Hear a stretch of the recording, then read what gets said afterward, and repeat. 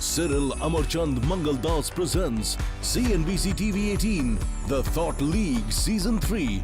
Hello and welcome to Cyril Amarchand Mangaldas presents CNBC TV 18, The Thought League Season 3, a platform where influential leaders come together to examine the ideas shaping India's economic and institutional future.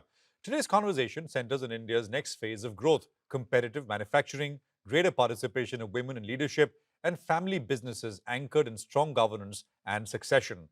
Joining us today is Ms. Mallika Srinivasan, Chairman and Managing Director of TAFE, one of India's most respected manufacturing leaders. Under her stewardship, TAFE has emerged as a global force in farm mechanization, combining scale, innovation, and a strong commitment to inclusive and sustainable growth. Her perspective offers a rare view into how Indian manufacturing can compete globally while remaining deeply rooted in national priorities.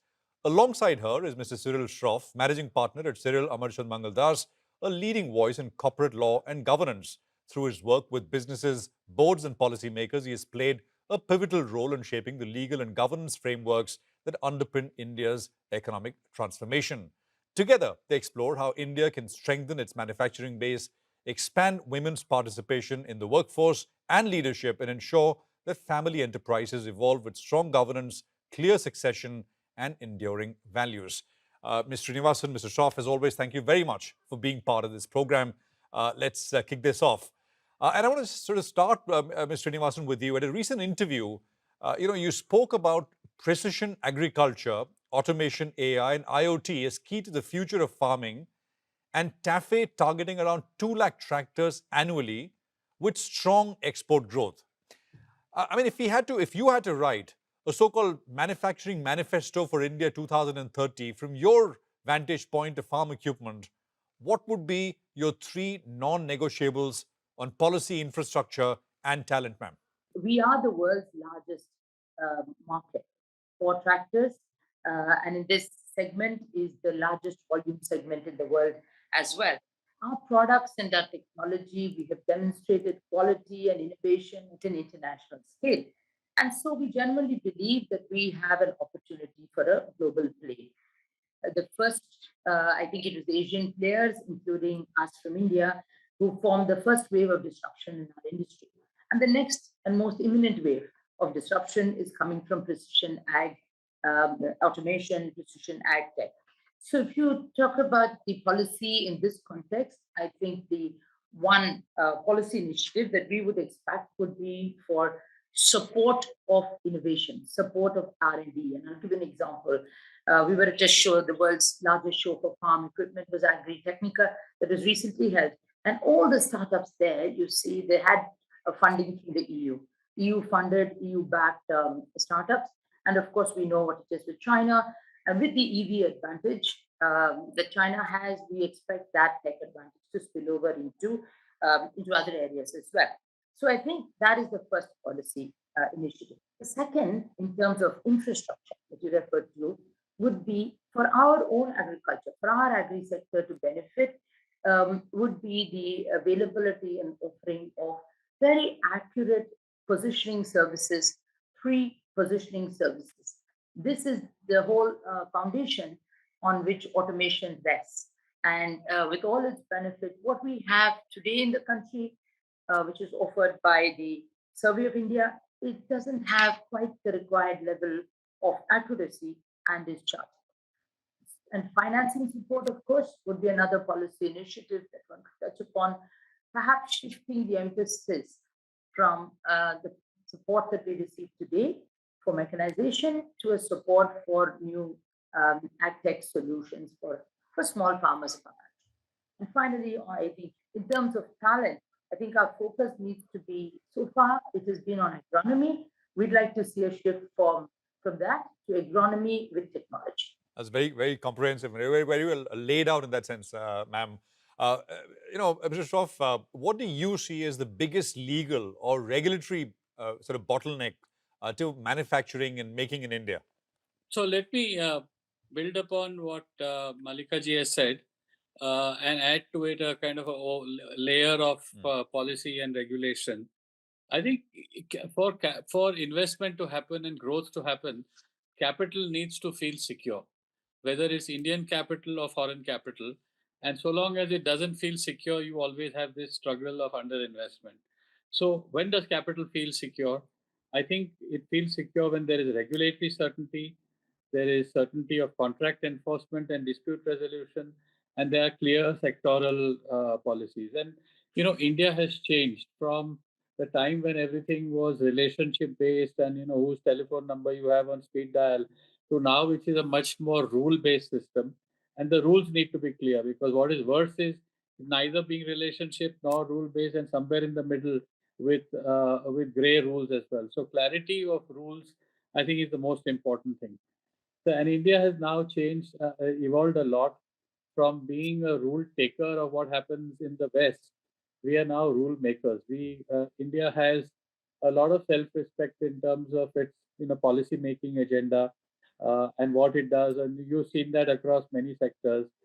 So I think there is a great opportunity for Indian rule making to become clearer, and which will facilitate how capital feels secure and businesses are finally commercial enterprise needs to be profitable. Ms. Srinivasan, if I can come to you, I mean, TAFE, as I said earlier as well, I mean, is built for global markets, right? I mean, it's moved away from its India first kind of approach.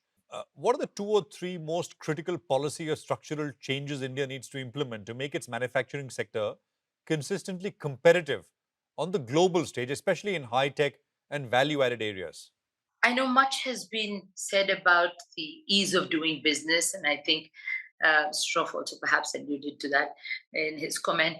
But I'll talk on just 2 other points, perhaps. One is if you look at our cost structure, it is um, in the larger ecosystem, a critical point has been traditionally we've been talking about our infrastructure cost in manufacturing. Our costs have been high. But this is one area where I think we have good tidings. We've seen some very good progress in this area. Government has invested very significantly in the infrastructure sector. With our road network has grown very fast. Our investment in the railways is perhaps 9 times what it was a decade ago. We've seen many more airports and metros come up. So all of this, we see a significant impact in terms of a heartening trend. And we are expecting logistics expenses to come to a more competitive 9% of GDP. But what we still find a little short is our warehousing in terms of the infrastructure, warehousing availability. If you look last year, I think the demand was greater than, the supply was very short. We had 1.4:1 in terms of demand is to supply. And our PPP models with respect to developing infrastructure have also had only very limited success, maybe because of the risk sharing and also due to access to financing for the private sector. So we still have some concerns in that area, but we're making some really good progress. But the one area that I think I would like to touch upon, which completely corporates can do, is the need for investing in R&D. Be globally competitive, and you mentioned high-tech areas, and I include both traditional areas as well as high-tech areas. To be there, it is surely India's decade. The coming decade is surely India's one. But for us to make those strides in line with our national ambitions, R&D becomes a very important area. Undoubtedly, our R&D has almost doubled over the last decade to 1.27 crores. But most of the R&D is restricted to the public sector. Only 35% of our R&D is coming from the private sector, much lower than what you see in other innovative innovation-led economies, be it the US or China. So therefore, I think whether it's traditional industry or you're going for new sectors in biotech or advanced manufacturing or AI, the creation of IP is going to be most critical for our growth. On that note, we'll take a quick commercial break. When we return, Mallika Srinivasan and Cyril Shroff will continue this conversation looking at leadership, governance, and the future of Indian enterprise. Cyril Amarchand Mangaldas presents CNBC TV 18, The Thought League Season 3. Cyril Amarchand Mangaldas presents CNBC TV 18, The Thought League Season 3. Welcome back. You're watching Cyril Amarchand Mangaldas presents CNBC TV 18, The Thought League Season 3. We're in conversation with Mallika Srinivasan and Cyril Shroff discussing how India can build competitive manufacturing, unlock women's leadership potential, and strengthen family businesses through values-led governance. Mr. Srinivasan, and Mr. Shroff, let's move on to one other element which doesn't get discussed as often, but I think is an important element when we talk about how to increase productivity, output, etc. in India. I mean, more manufacturing here in India, which is, of course, female participation in the workforce. Ms. Srinivasan, you've been passionate about this. At IIM Lucknow, you contrasted India's roughly 35% female workforce participation with 73% in Kenya, 61% in China, over 50% in Malaysia and Indonesia, and pointed out how few women still make it to CEO and board chair roles in India, here in India. Now, if we wanted to move that 35% meaningfully upwards in the next 10 years, what are the social transformations required to increase the pipeline of women in the workforce and to make sure that the pipeline is not leaky and women make it to the top? Can I start with a good example? Because just to illustrate the point, I think Tamil Nadu, and I'm proud of our home state, Tamil Nadu is really leading the pack when it comes to women's participation in the workforce. We have the largest, I think over 43% of women in manufacturing are in the country are in Tamil Nadu. So we have very high enrollment rates in education, etc. But this is not just a coincidence, because it is for decades of inclusive policies, inclusion, and consciously building that social mindset and that social consciousness. And I'm glad you used the word social transformation. And I think it's actually indeed social transformation. Even states like Tamil Nadu are going with very iconic programs now. And let's see, there's a new recently launched program called the Tamil Nadu We Safe. And how it attacks this issue, despite being ahead of other states, is to look at it very holistically. It is to look at it from all angles. It's multi-sectoral, it's multi-organizational, government, private, NGOs, all coming together. And it's backed by World Bank funding against targeted outcomes. Covers everything. Covers from safety to childcare to supporting entrepreneurship to building a social consciousness to building awareness. I think it needs to be, the social transformation is at the heart of the problem. And while we have a lot of discussion around what are the root causes, if you really look at the root causes, it can be because the decision makers, most women need someone else to take a decision about whether they can work.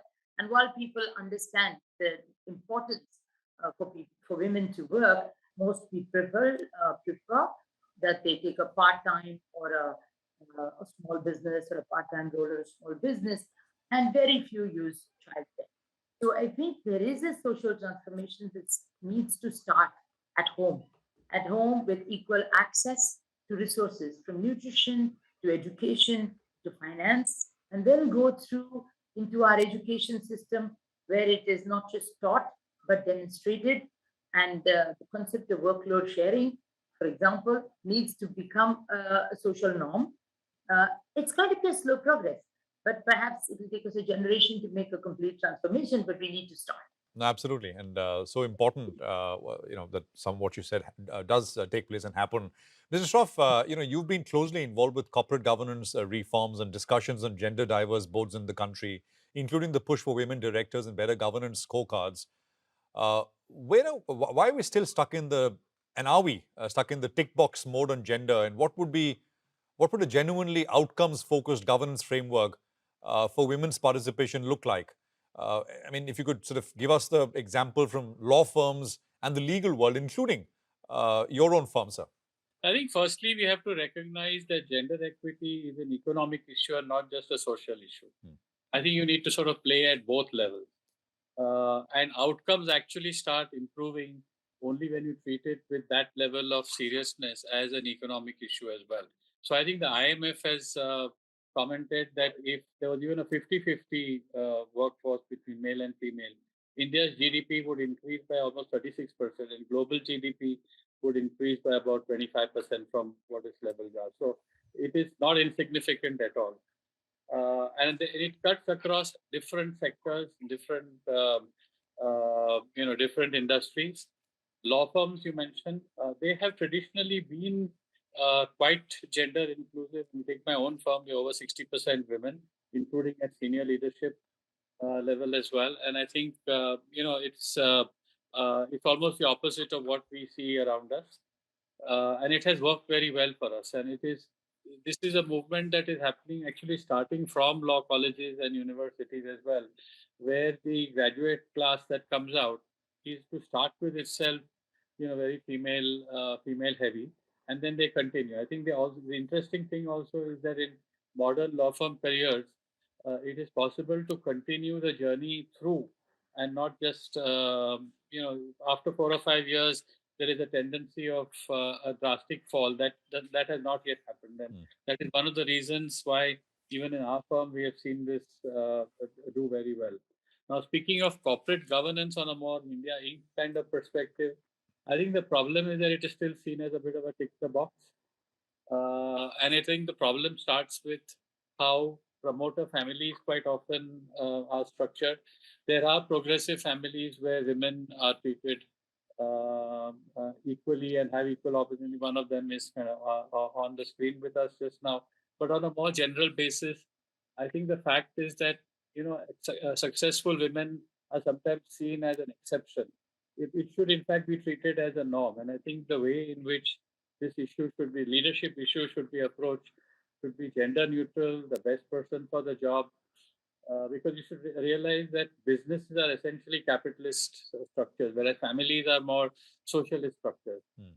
It is important that in a capitalist vocabulary, that the best person for the job should win.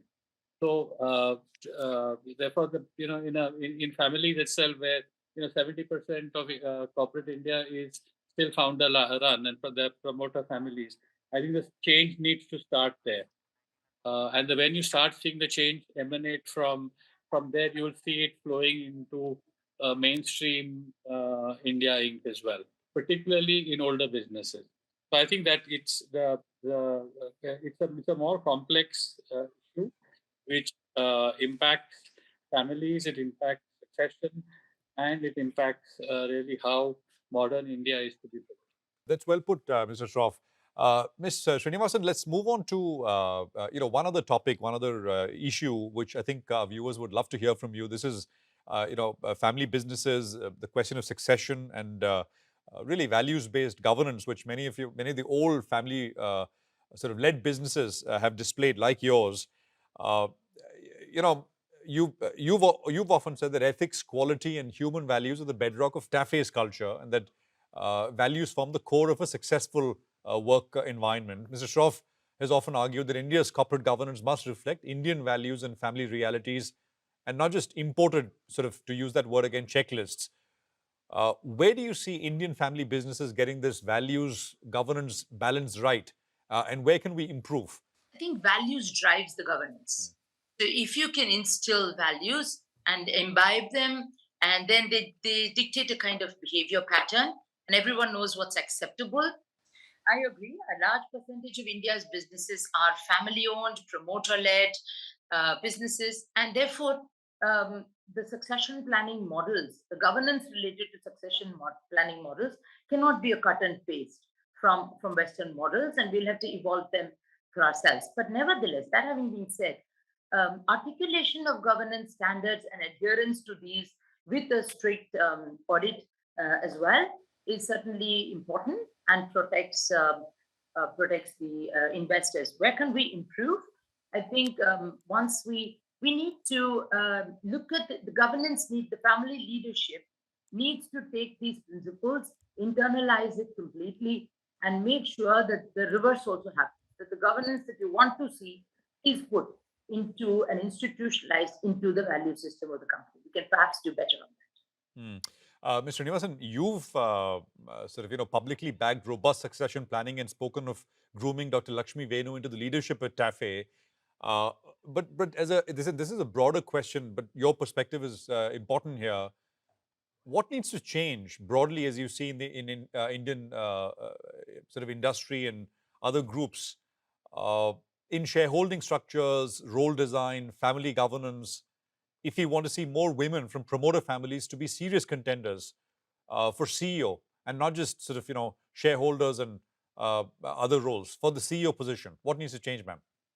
I think if you want family women in the family, and if they're ambitious and they want to be in the business, I think the journey needs to start fairly early on in their lives. It starts with education and equipping them with the necessary skill sets that will give them a good chance for success. That having been said, I think every family is different, the culture is different, the business is different. So, as you plan your succession, one needs to think carefully with respect to how do you bring them into the business?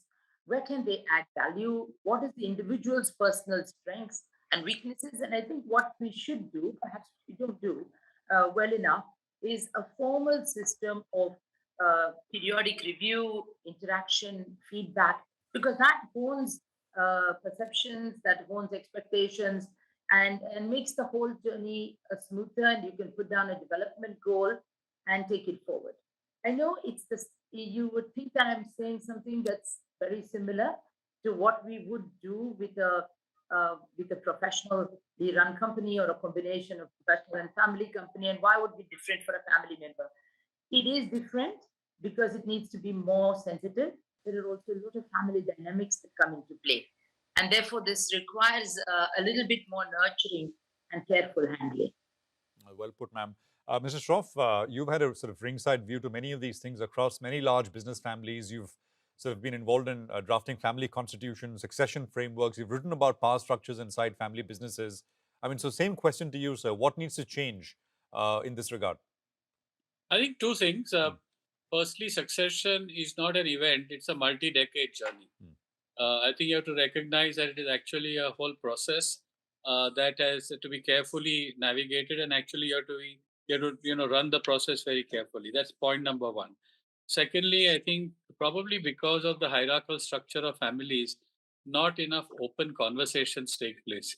I think the manner in which you handle the complex succession of a family-run business is that there needs to be a lot of open conversations, and it is ideally done at a time when the kind of patriarch or matriarch are in charge. It is a very difficult conversation later on when it is a conversation amongst peers rather than in a kind of a conversation where there is a kind of a senior voice that is involved. It is just from a technicality point of view, it's not a the toolkit is fairly simple. It's the manner in which you handle the sensitivities about it, the fairness and the transparency that is brought to it that makes the difference between a successful succession and an unsuccessful one. Brilliantly put, Mr. Shroff. So much to talk about, but I think such an insightful conversation. I really enjoyed it, and I hope our viewers did as well.